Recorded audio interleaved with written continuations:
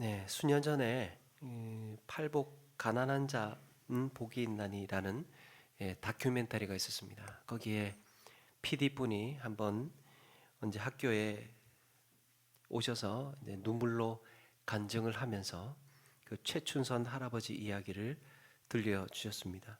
취재하면서 겪었던 경험이라든지 또 자기가 경험했던 감동을 예, 눈물의 간증으로 들을 수 있었는데, 저도 그분의 영상을 보면서 그 당시에는 참 신선하고 또 큰 충격이었고, 참 세상에 저런 분도 다 있구나 하는 생각을 해봤습니다.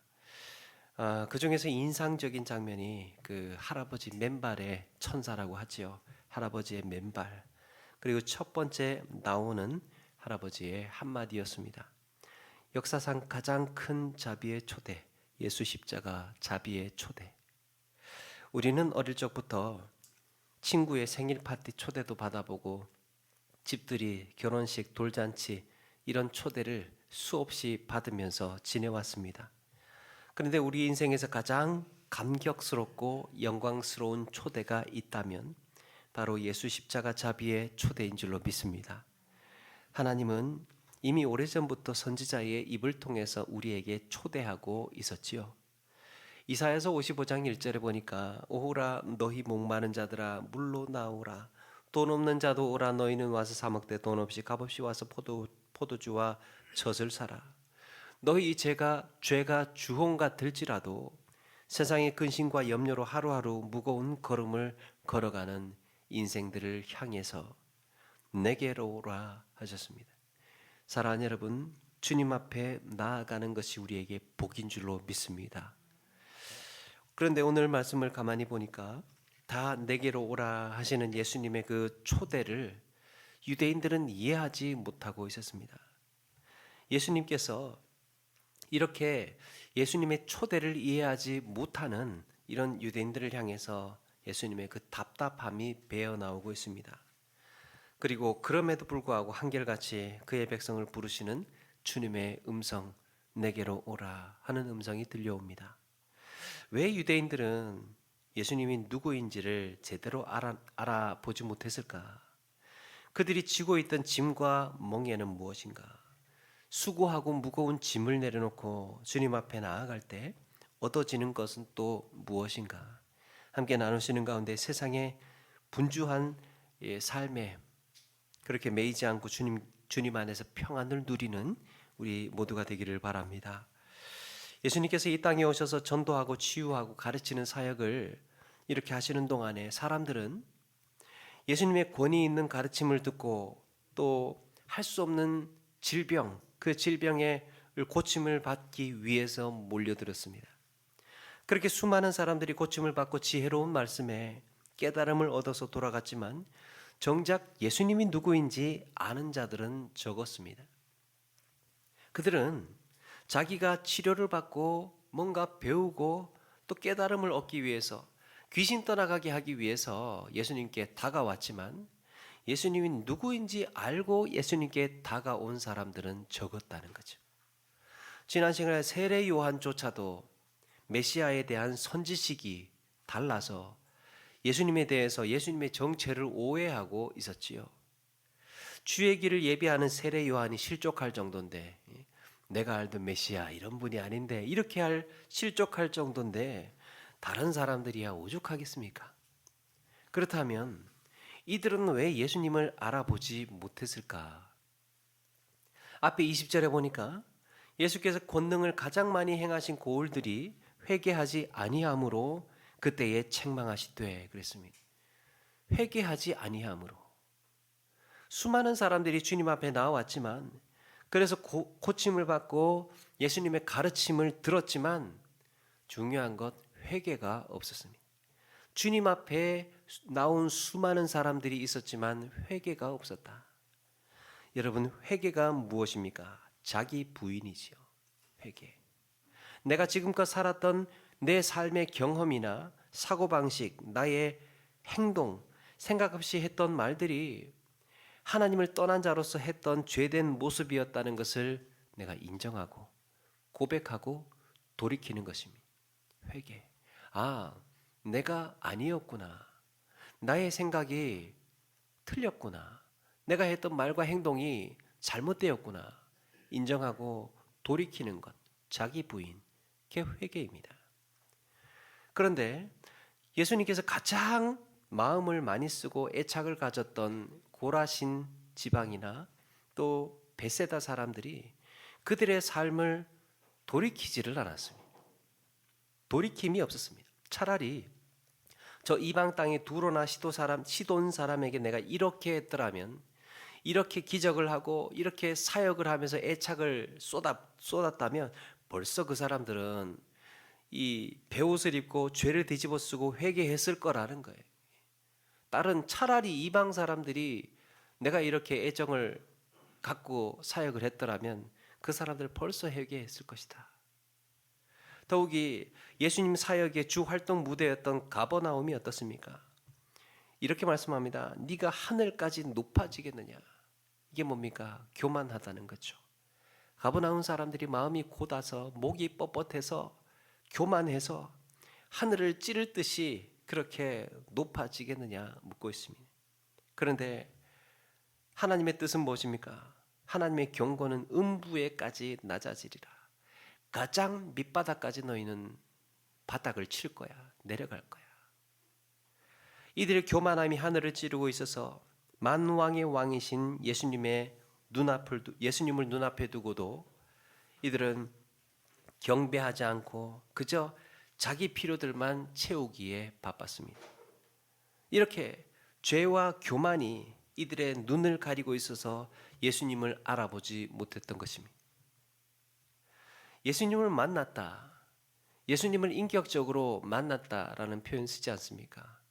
내가 참 그때 예수님을 만났어 라는 말은 뭐냐 하면, 예수님을 만나서 병고침을 받고 예수님을 만나서 뭔가 내적인 치유가 일어나고 예수님을 만나서 부자가 되고 예수님 만나서 내 문제가 해결되었다라고 할 때 만났다는 것이 아니라, 예수님을 만났다라는 말은 삶의 변화를 말합니다. 예수님 만났다는 것은 내 삶이 바뀌었다라는 얘기예요.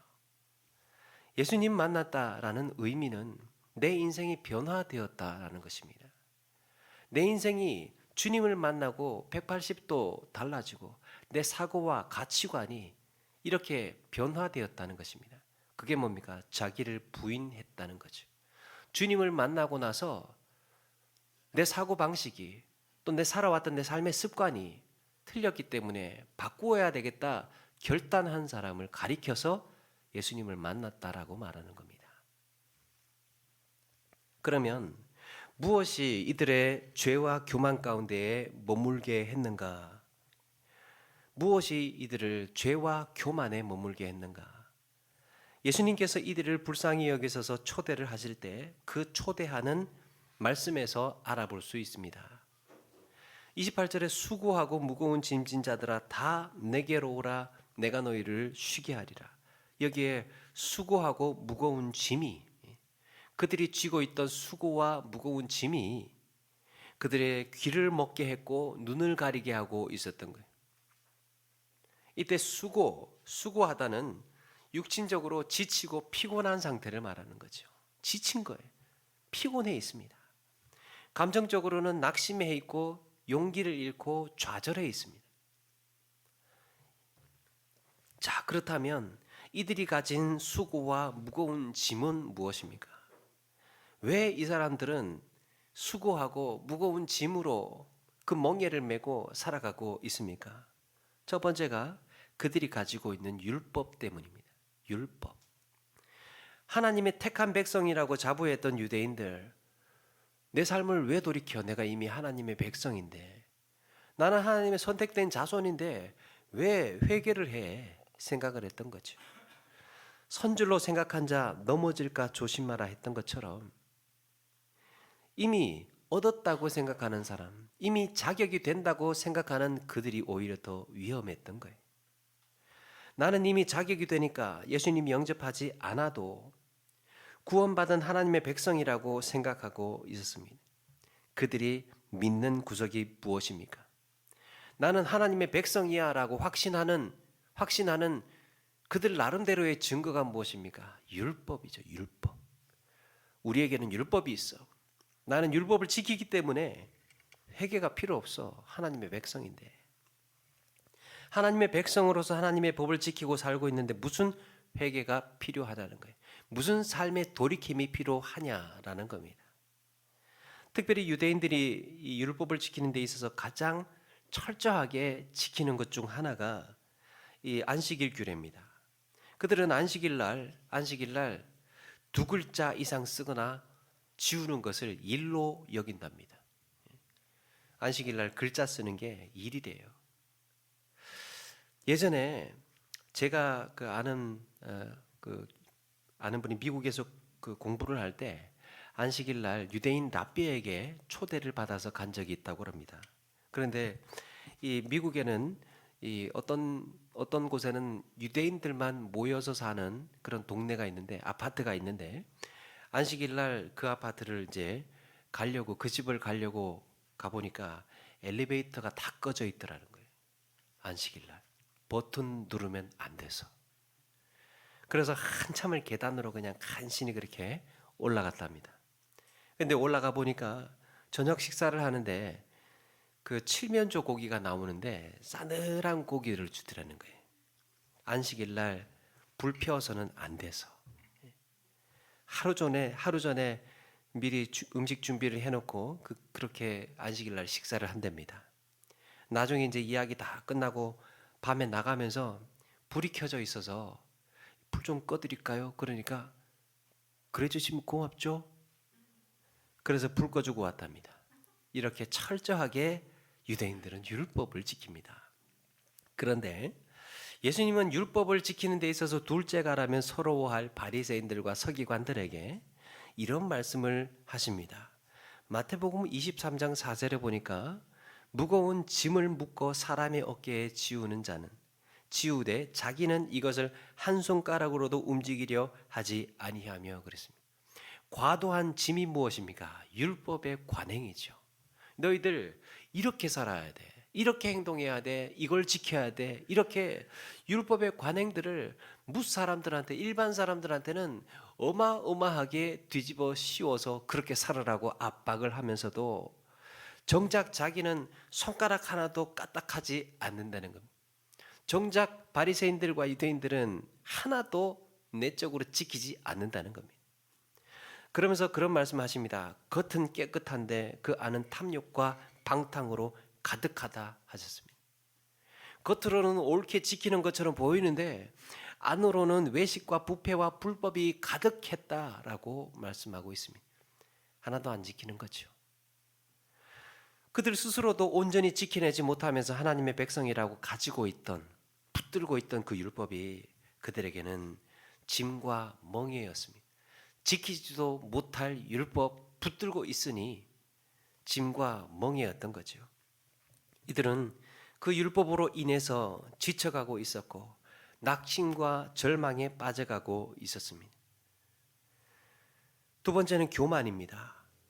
오늘 말씀 25절에 보니까 그때 예수께서 대답하여 이르시되 천지의 주제이신 아버지여 이것을 지혜롭고 슬기 있는 자에게는 숨기시고 어린아이에게 나타내심을 감사하나이다. 이것이 무엇입니까? 이걸 지혜롭고 슬기 있는 자에게 숨기셨다고 했는데 그게 뭡니까? 예수가 그리스도라는 것, 그리고 생명의 복음이 무엇이냐라는 것, 이 복음의 비밀을 지혜롭고 슬기 있는 자에게 숨기심을 감사합니다. 이때 지혜롭고 슬기롭다라는 말이 부정적으로 쓰이죠. 헛똑똑이, 세상에서 똑똑하다고 자부하는 사람, 지식과 학식이 많다고 생각하는 그런 사람들에게 이 감추심을 감사하답니다. 누굽니까? 당시의 바리새인들과 서기관들, 또 예수님을 영접하지 않는 죄와 교만으로 주님을 알아보지 못하는 수많은 사람들, 그들에게 감추심을 감사합니다. 왜 하나님은 지혜롭고 슬기 있는 자에게 예수님의 정체, 복음의 비밀을 숨기셨을까? 고린도전서 3장 18절에 이런 말씀이 있습니다. 누구든지 이 세상에서 지혜 있는 줄로 생각하거든 어리석은 자가 되라. 세상적으로 지혜롭다고 생각하면 어리석은 자가 되라는 겁니다. 이게 뭔 말입니까? 세상의 사고방식, 세상의 가치관, 그게 오히려 하나님을 아는 데 방해가 된다는 거예요. 복음을 이해하는 데에 걸림돌이 된다는 겁니다. 그 지식이 강하면 강할수록, 그 학식이 강하면 강할수록 하나님을 용납하고 하나님을 납득하는 데에는 어렵다는 것입니다. 바로 세상의 상식과 세상의 논리, 세상의 지식으로는 예수님의 정체, 바로 하나님을 알아볼 수 없다는 얘기예요. 나도 배울 만큼 배우고 알 만큼 아는데 내 상식으로, 내 지식으로 예수님이 하나님의 아들이라는 사실을 납득할 수 없다는 겁니다. 여러분, 그게 교만이에요. 그게 교만. 인간의 지식으로 하나님의 존재를 파악하고 인류가 축적해놓은 그 엄청난 지식으로 신의 존재를 부정할 수 있다고 확신하는 것, 그게 어리석음입니다. 인류 역사상 이렇게 수많은 지식과 증명과 확인을 해보았는데 하나님을 파악할 수 없다. 그러므로 신은 존재하지 않는다. 이렇게 말한다는 것이 어리석음이라는 겁니다. 순교자 유스티누스는 말합니다. 불합리함으로 나는 믿는다. 불합리하기 때문에. 이건 도저히 납득이 되지 않기 때문에 믿을 수밖에 없다는 겁니다. 내 지식으로는, 인간의 합리로는 아무리 따져봐도 예수 그리스도의 복음은 인간의 능력과 지식을 초월한다고 인정한 것입니다. 하나님이라는 존재는 인간의 그 지식의 한계를 초월하는 그런 존재이기 때문에 그저 믿을 수밖에 없다는 거예요. 믿을 수 없는 것, 이 신념이 강한 것은 둘 중에 하나죠. 신념이 강한 것은 둘 중에 하나.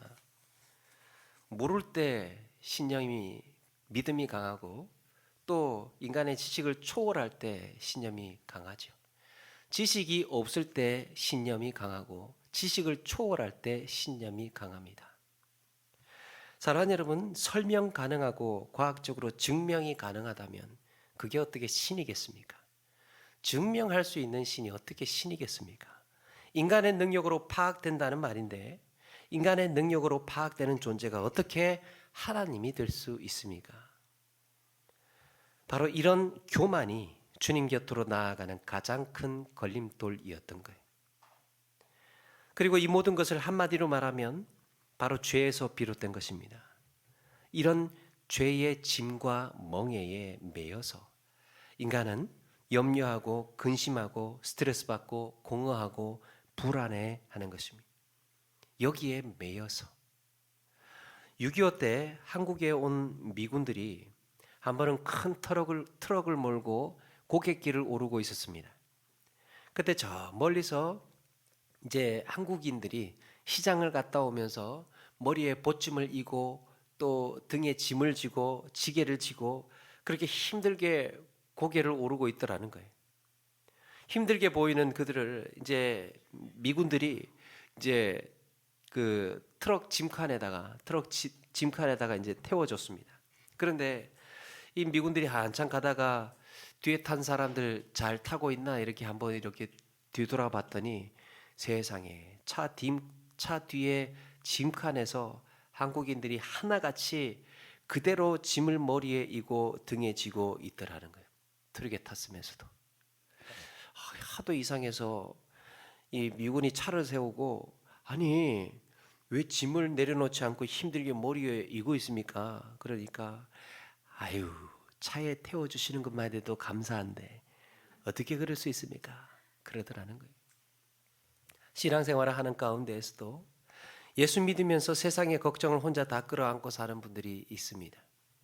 구원 받았음에도 불구하고 세상의 짐과 그 무거운 이 멍에를 그대로 메고 있는 사람들이 있습니다.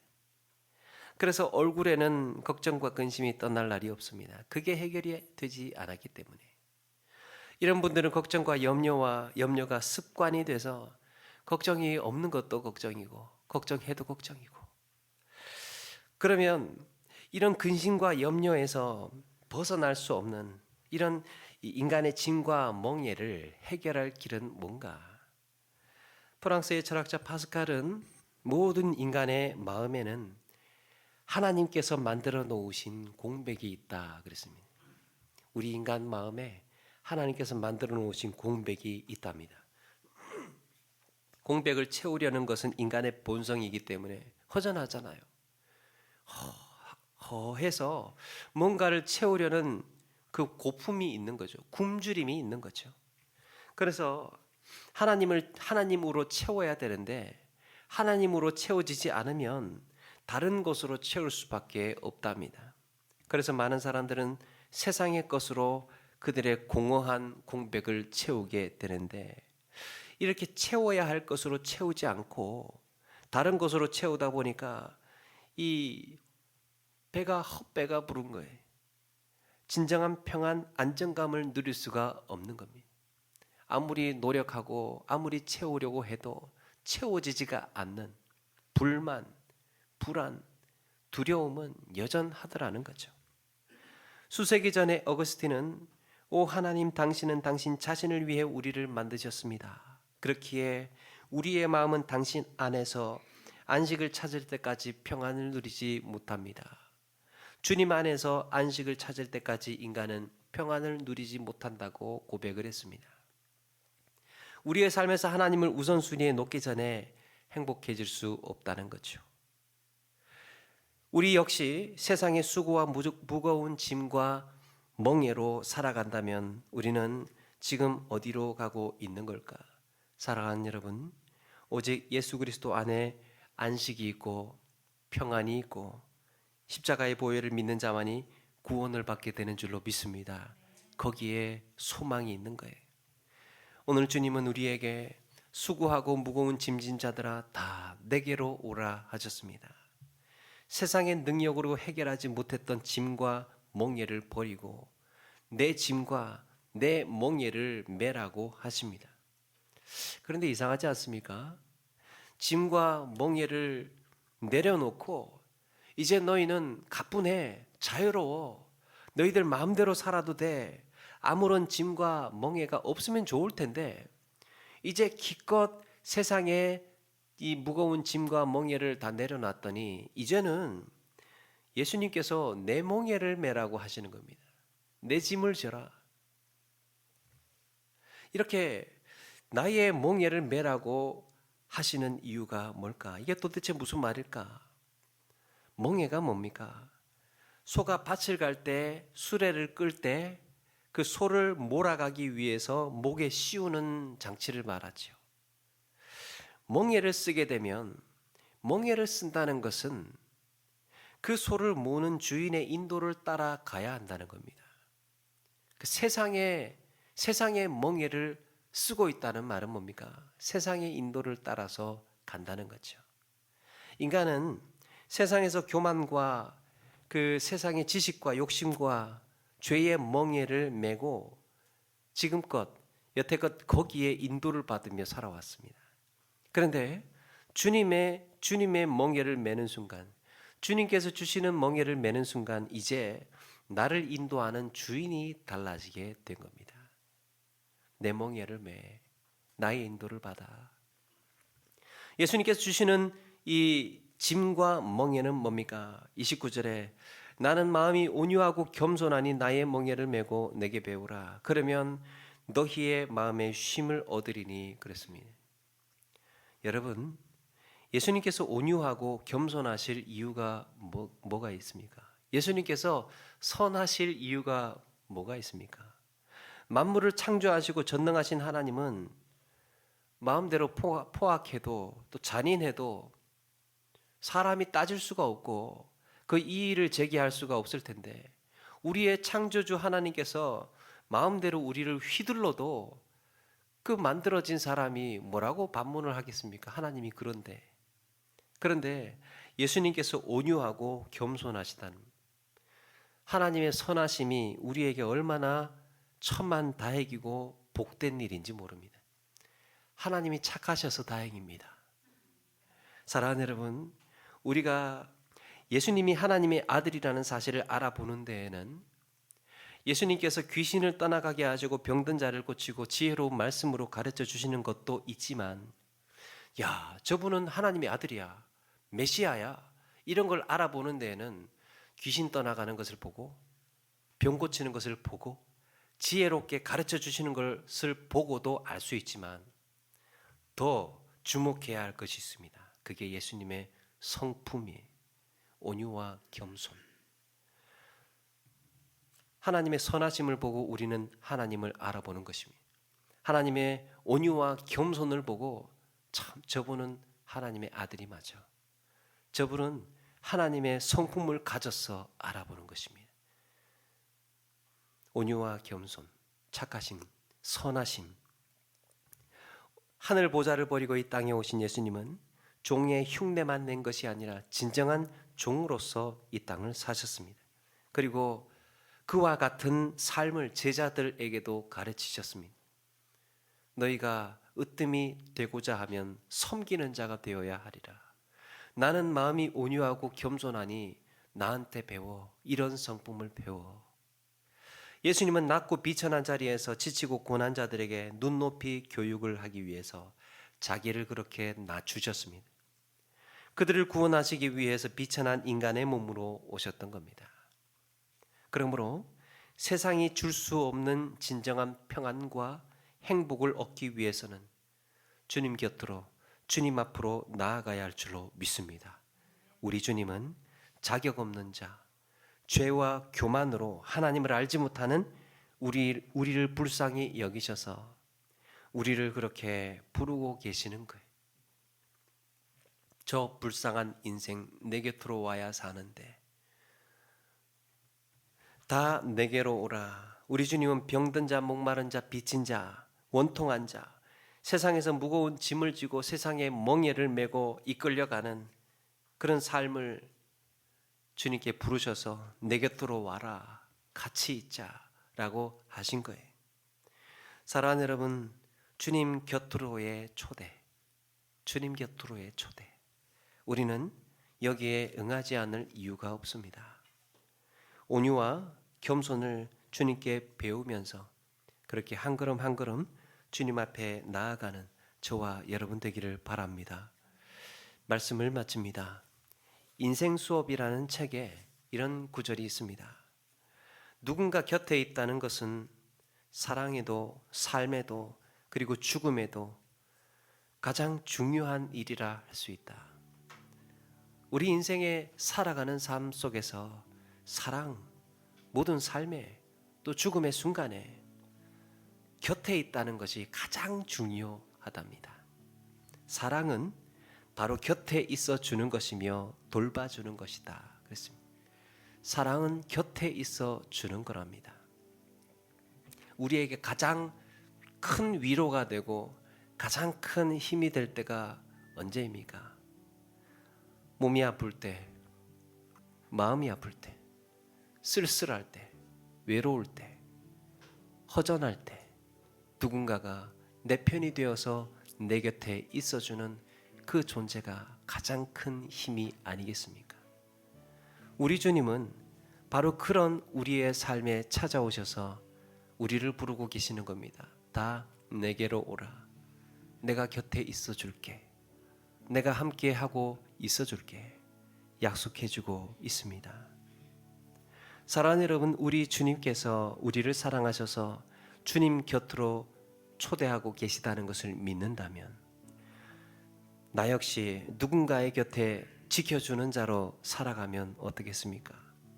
힘들고 지칠 때 세상에 소망이 없다고 생각되는 그 사람들 곁에, 마음의 상처를 입고 낙심해 있는 그들 곁에, 외롭고 쓸쓸한 사람 그들 곁에 내가 있어 주는 것, 바로 주님의 사랑의 표현이라고 말씀하고 있습니다.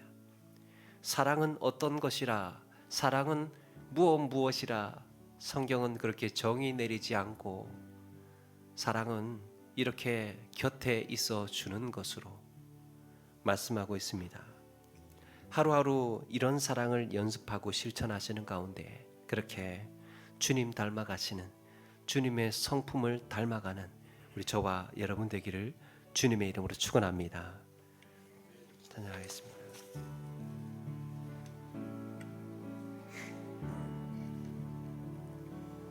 빛이 없어도 환하게 다가오시는 주 예수 나의 당신이여. 음성이 없어도 똑똑히 들려주시는 주 예수 나의 당신이여. 당신이 있으므로 나도 있고 당신의 노래가 머물므로 난 부를 수 있어요. 주여 꽃처럼 향기 나는 나의 생활이 아니어도 나는 당신이 좋을 수밖에 없어요. 주 예수 나의 당신이여. 2절 찬양하면서 준비한 예물 드리겠습니다. 없어도 당신이 곁에 계시며 나는 언제나 있습니다. 나는 있어도 당신이 곁에 없으면 나는 언제나 없습니다. 당신이 있으므로 나도 있고 당신의 노래가 머물므로 나는 부를 수 있어요. 주여 꽃처럼 향기 나는 나의 생활이 아니어도 나는 당신이 좋을 수밖에 없어요. 주 예수 나의 당신